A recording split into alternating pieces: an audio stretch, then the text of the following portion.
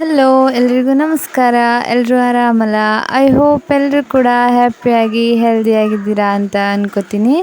ಇವತ್ತು ನಾವು ನಮ್ಮ ಕರಾವಳಿ ಶೈಲಿಯಲ್ಲಿ ತಾರ್ಲಿ ಮೀನಿಂದು ಕರ್ರಿ ಅಥವಾ ನಮ್ಮ ಕಡೆ ಹತ್ತ ಅಂತ ಹೇಳ್ತಾರೆ, ಅದನ್ನು ಮಾಡ್ತಾಯಿದ್ದೀವಿ. ಇದನ್ನು ಮಾಡೋದಕ್ಕೆ ಮೆಣಸು, ಬೆಳ್ಳುಳ್ಳಿ, ಕೊತ್ತಂಬರಿ, ಜೀರಿಗೆ, ಬಡೆಸೊಪ್ಪು, ಹಾಗೆ ಕಾಳು ಮೆಣಸು, ಸ್ವಲ್ಪ ಅರಿಶಿಣದ ಪುಡಿ ಇದಿಷ್ಟನ್ನು ಹಾಕಿ ನೀಟಾಗಿ ಗ್ರೈಂಡ್ ಮಾಡ್ಕೋಬೇಕು. ಗ್ರೈಂಡ್ ಮಾಡ್ಕೊಂಡ ನಂತರ ಇದಕ್ಕೆ ರುಚಿಗೆ ತಕ್ಕಷ್ಟು ಉಪ್ಪು ಮತ್ತು ಹುಳಿ ಸಿಪ್ಪೆ, ನಮ್ಮ ಕಡೆ ಹುಳಿ ಸಿಪ್ಪೆನ ಬಳಸ್ತಾರೆ. ನೀವು ಒಂದು ವೇಳೆ ನಿಮ್ಗೆ ಹುಳಿ ಸಿಪ್ಪೆ ಸಿಕ್ಕಿಲ್ಲ ಅಂದರೆ ನೀವು ಹುಣಸೆ ಹಣ್ಣಿನ ರಸನ ಎಷ್ಟು ಬೇಕೋ ಅಷ್ಟು ಇದಕ್ಕೆ ಆ್ಯಡ್ ಮಾಡ್ಕೋಬೋದು. ಹಾಗೆ ಒಂದು 4 ಜುಮ್ಮನ್ಕಾಯಿ ಇದಿಷ್ಟನ್ನು ಹಾಕಿ ನೀಟಾಗಿ ಮಸಾಲೆನ ಹದ ಮಾಡ್ಕೊಳ್ಬೇಕು. ಹದ ಮಾಡ್ಕೊಂಡ ನಂತರ ನೀಟಾಗಿ ಮಸಾಲೆನ ಕುದಿಸ್ಬಿಟ್ಟು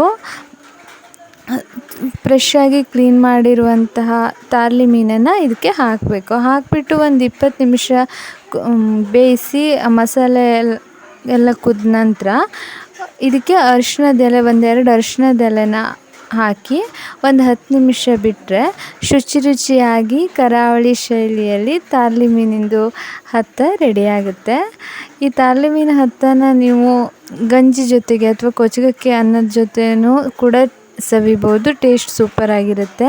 ಬೆಂಡಕ್ಕೆ ಅನ್ನದ ಜೊತೆನೂ ಕೂಡ ಟೇಸ್ಟ್ ಸೂಪರಾಗಿಯೇ ಇರುತ್ತೆ.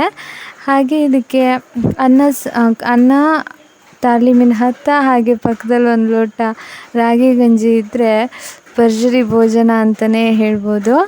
ಈ ಊಟನ ನೋಡ್ತಿದ್ರೆ ನಮ್ಮ ಚುಟುಕು ಬ್ರಹ್ಮ ದಿನಕರ್ ದೇಸಾಯಿ ಅವರು ಬರೆದ ಸಾಲುಗಳು ನೆನಪಾಗತ್ತೆ. ಅದೇ ಮೀನ ಪಳದಿಯ ಜೊತೆಗೆ ಕೊರಸಕ್ಕಿ ಅನ್ನ, ಕನ್ನಡ ಕರಾವಳಿಯ ನಿತ್ಯ ಪಕ್ವಾನ್ನ, ಇದರ ರುಚಿ ನೋಡಲು ದೇವರು ಕೊನೆಗೆ ಸ್ವರ್ಗದಿಂದ ಇಳಿದು ಬಂದ ನಮ್ಮ ಮನೆಗೆ ಅಲ್ವಾ.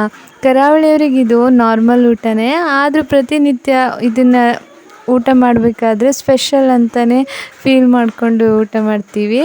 ನಾನ್ ವೆಜಿಟೇರಿಯನ್ ಯಾರಾದರೂ ಫಸ್ಟ್ ಟೈಮ್ ಈ ವಿಡಿಯೋ ನೋಡ್ತಾ ಇದ್ದರೆ ಖಂಡಿತವಾಗ್ಲೂ ಟ್ರೈ ಮಾಡಿ, ನಿಮಗೂ ಕೂಡ ಇದು ಇಷ್ಟ ಆಗುತ್ತೆ ಅಂತ ಹೇಳೋಕ್ಕೆ ಇಷ್ಟಪಡ್ತೀನಿ. ಹಾಗೆ ಐ ಹೋಪ್ ನಿಮಗೆ ಈ ವಿಡಿಯೋ ಇಷ್ಟ ಆಗಿರುತ್ತೆ ಅಂತ ಅನ್ಕೋತೀನಿ.